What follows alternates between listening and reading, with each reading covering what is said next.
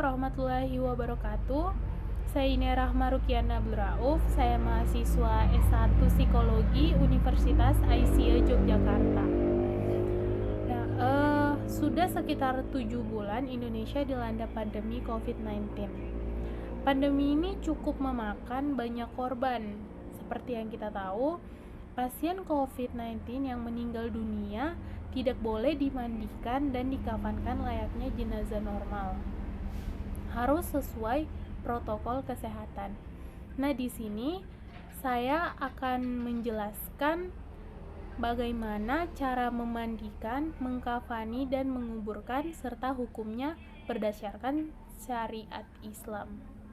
Check it out. Sebelum itu, untuk referensi penjelasannya insya Allah terpercaya, nanti saya cantumkan di deskripsi video ini. Surat Edaran Direktorat Jenderal Bimbingan Masyarakat Islam Kementerian Agama Republik Indonesia nomor P-02-DJ-3 Romawi HK-00.7/03/2020 tentang imbauan dan pelaksanaan protokol penanganan COVID-19 pada area publik di lingkungan Direktorat Jenderal Bimbingan Masyarakat Islam Kementerian Agama Republik Indonesia Butir E.4 Imbauan pelaksanaan protokol pengurusan jenazah pasien COVID-19.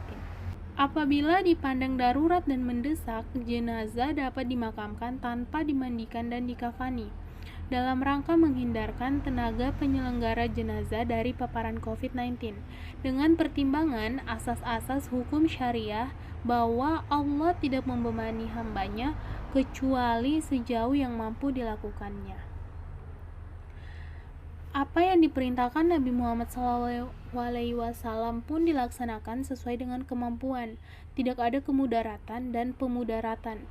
Kemudaratan harus dihilangkan, kesulitan memberikan kemudahan, keadaan mendesak dipersamakan dengan keadaan darurat, dan kemudaratan dibatasi sesuai dengan kadarnya, dan mencegah mudarat lebih diutamakan daripada mendatangkan maslahat. Kewajiban untuk memandikan dan mengafani jenazah itu adalah hukumnya kondisi normal, sedangkan sebaliknya, dalam kondisi tidak normal dapat diberlakukan hukum darurat. Majelis Ulama Indonesia atau MUI juga mengeluarkan fatwa terkait pengurusan jenazah seorang muslim pasien virus corona atau COVID-19. Pengurusan jenazah meliputi cara memandikan, mengkafani, mensolati, dan menguburkan. Fatwa Pedoman Pengurusan Jenazah atau Tajhiz al-Janaiz Muslim yang terinfeksi COVID-19 terbagi atas ketentuan umum dan ketentuan khusus. Ketentuan umum menjelaskan terkait kondisi syahid akhirat, salah satunya yaitu meninggal karena wabah.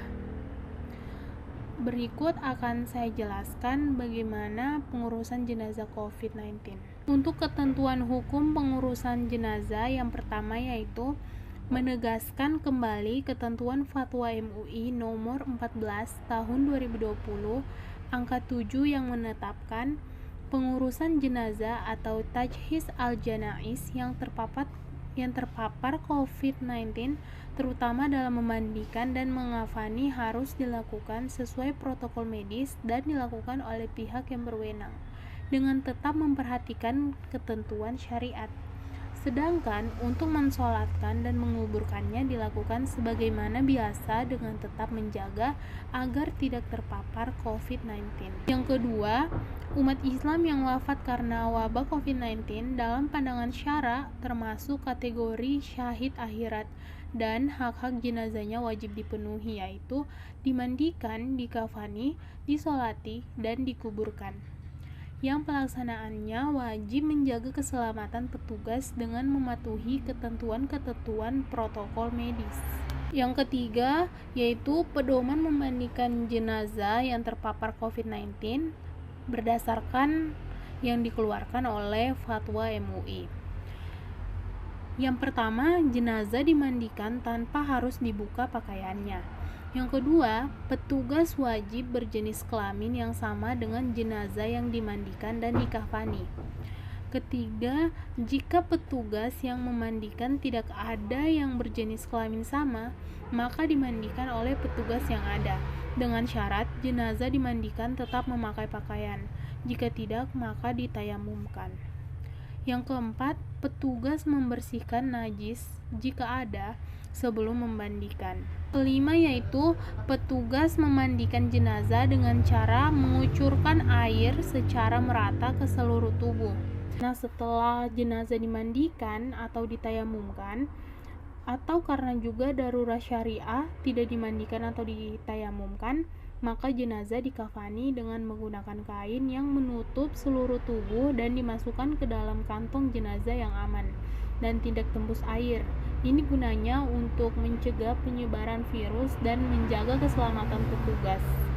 Nah, setelah pengafanan selesai, jenazah dimasukkan ke dalam peti jenazah yang tidak tembus air dan udara dengan dimiringkan ke kanan sehingga nanti saat dikuburkan jenazahnya menghadap ke arah kiblat. Jika setelah dikafani masih juga ditemukan najis pada jenazah, maka petugas dapat mengabaikan najis tersebut. Yang pasti proses pengafanan dan memandikan menggunakan APD lengkap untuk melindungi petugas.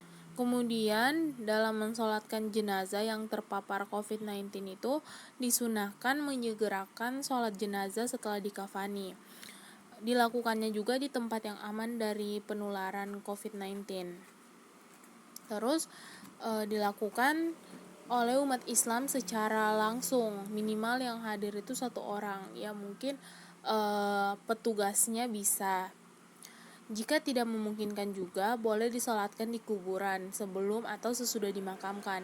Jika tidak dimungkinkan, maka boleh disolatkan dari jauh. Namanya itu sholat gaib. Nah, pihak yang menyolatkan juga wajib menjaga diri dari penularan COVID-19. Yang terakhir yaitu pedoman menguburkan jenazah yang terpapar COVID-19. Nah, jadi dalam penguburan jenazah COVID-19 dilakukan sesuai dengan ketentuan syariah dan protokol medis. Dilakukannya dengan cara dimasukkan jenazah bersama petinya ke dalam liang kubur tanpa harus membuka peti, plastik, dan kain kafan jenazah. Penguburannya beberapa jenazah dalam satu liang di liang kubur dibolehkan karena darurat atau al-darurah al-syar'iyah sebagaimana diatur dalam ketentuan Fatwa MUI nomor 34 tahun 2004 tentang pengurusan jenazah atau tajhiz al-janaiz dalam keadaan darurat. Ya teman-teman, itu tadi penjelasan singkat dari saya tentang cara mengkafani, memandikan, dan menguburkan jenazah COVID beserta hukumnya berdasarkan syariat Islam. Saya berharap kritik dan saran yang membangun dari teman-teman sekalian, dan jika ada kebenaran dari yang saya sampaikan itu berasal dari Allah Subhanahu wa taala, dan jika ada kesalahan itu datang dari diri saya pribadi. Saya akhiri, wabillahi taufik wal hidayah. Wassalamualaikum warahmatullahi wabarakatuh.